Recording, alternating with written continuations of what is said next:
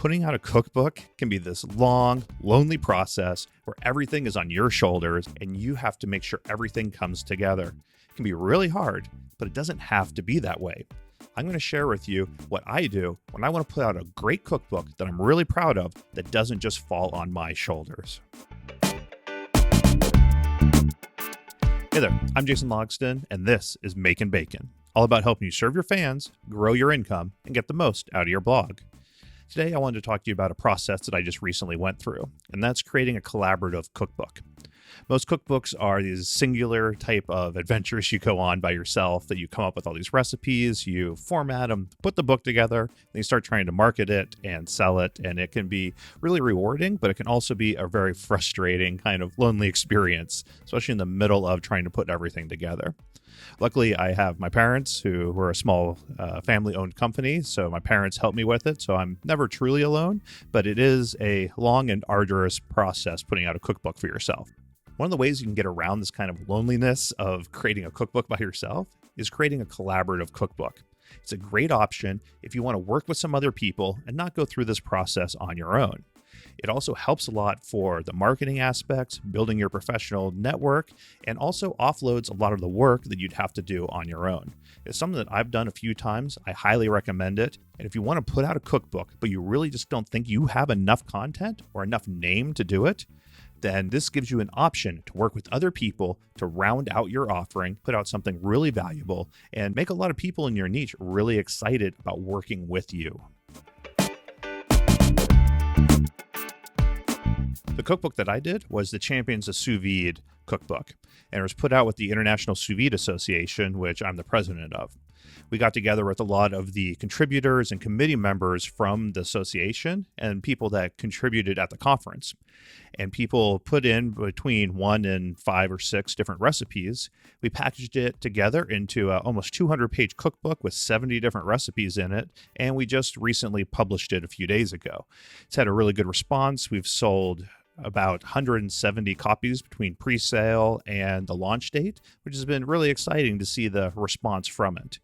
But one of the best things that we got out of it was working with all these amazing chefs and home cooks that I really respect and appreciate, getting to know them a little bit better. So it's really helped grow my network. And that's one of the benefits of working with a collaborative cookbook. You're not doing it by yourself. And even if the outcome of the cookbook financially isn't what you're hoping, you're going to be building these relationships, which is very, very valuable for future projects. If you're interested in doing a collaborative cookbook, there's a few different ways you can go about creating one.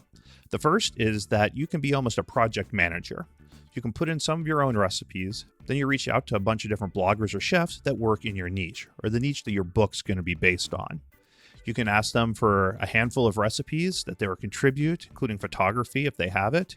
Then you package it all together, make sure it's formatted in a consistent way, and then you can release it. The benefit of this method is that you have total control over everything. It's really your book, and you get all the benefit from putting it out there and from networking with all these people. You also get to keep all the profit normally. You don't break it up into individual components for the smaller contributors, so you can have more financial impact from it. They're also going to help market it for you, which is really good. Spread out those marketing duties that you have a little bit. But because they don't have anything financially to gain from it, they might not market it quite as hard as you would like them to, which seems to be the case in most endeavors. The other way to approach it is to find 2 to 4 other people that are all in your same niche, or in the niche that you're going to put the book out for, and form a partnership putting out a book. So each one of you would contribute pretty much equally the amount of recipes or content, and then one or more of you would format it, make sure everything's laid out properly, put it together in a package, and then sell it. And in this case, you'd end up splitting the revenue that'd be coming in among the people contributing. And it could be an equal partnership, or if 2 people have a lot of recipes and 2 people are newer and not contributing as much, you could do a 40% split, and then 10% and 10% for the people that aren't contributing nearly as much. But you have a lot of options. One of the biggest benefits of this method is that you have other people that have a financial benefit from marketing it for you. So it's going to help a lot getting the word out there a lot more easily than if you're just doing it on your own.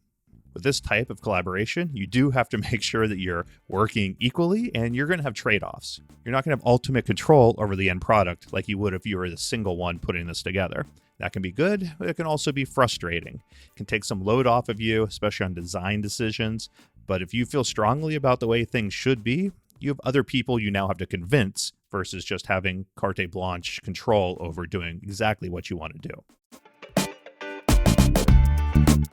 When you're looking for people that you want to work with, there's two different approaches. The first is to decide on the book that you want to put out. Figure out what the topic is, figure out what type of content you want, and then you can go find people that can provide that type of content.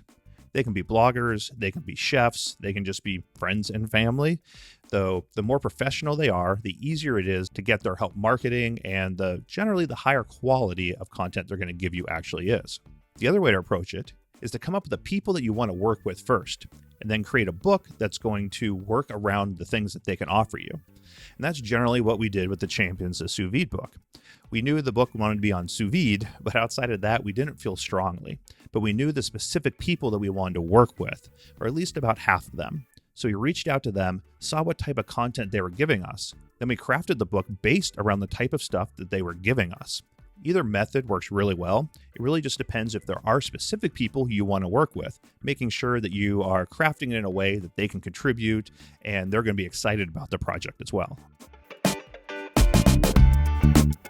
Now, I know it sounds great that all you have to do to put out a cookbook is talk to a bunch of people, get their recipes, throw it in a book, and sell it, right? A lot easier than coming up with 50 to 100 recipes on your own. Unfortunately, wrangling all these different people that are busy and not as committed to this project as you are is going to be a lot of work.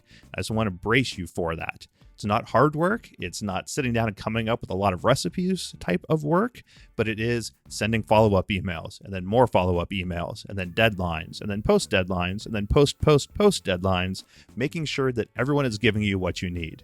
Then you're going to have to massage all the recipes, make sure that they're good, make sure that they fit the same format and have at least a similar-ish tone, and then you're going to put it together. Then you're going to have pushback because the design's not what somebody wants, even though they only have one recipe in the book. There's going to be all this back and forth. So it's just something to be aware of. It does save you a lot of time on the recipe format. And as I said, there's lots of different benefits, especially on the marketing front and on your personal networking front. But it's not just this kind of process that you send out 1 or 2 emails, you get back all the content and you're done. There's going to be a lot of back and forth throughout the whole process, regardless of how you're collaborating on it. So now you know how you can put out a great cookbook with working with a lot of people in your network. You can get help with the marketing. You can expand your own professional network, which is going to recoup benefits down the road for you. And it's going to offset a lot of the pressure that's going to fall on your shoulders if you're doing this yourself. So if this is something you're interested in, I highly recommend checking out this video. It goes through what the different goals are in creating a cookbook because it's important to narrow down what you're trying to accomplish with it. If you figure out what your singular goal is, you're going to multiply your chances for success. And that's what I'm here to help you do.